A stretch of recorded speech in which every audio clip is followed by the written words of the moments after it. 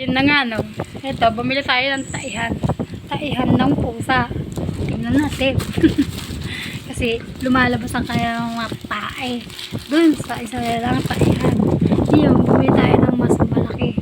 Yung kasya silang tatlo. Nahirapan akong buksan. Kasi masakit yung braso ko. Paano ba natin ito bubuksan? Teka lang. Gamitin natin ang ating paa.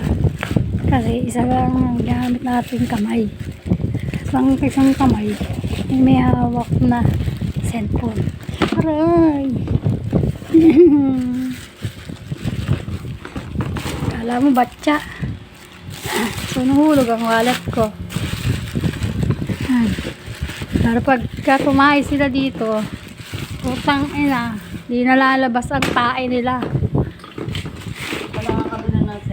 Naitanggalin mo nga na, kasakit ng braso ko. Ang sepo egg. So, yun na nga. Natanggal na. So, diba? Kasya siya. Item! Item, mali ka dito. Item! Putang mo ka. Greggy, sakay ka dito.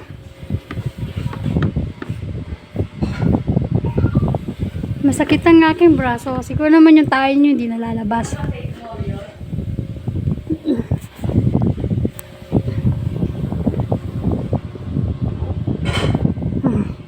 Ang bigat na. Sakay. Sakay! Sakay ka dyan. Pangina, yung magsisakay Oh, di ba ang laki? Batya, pwede ka maglaba dyan. Kailangan dito na yung tubig.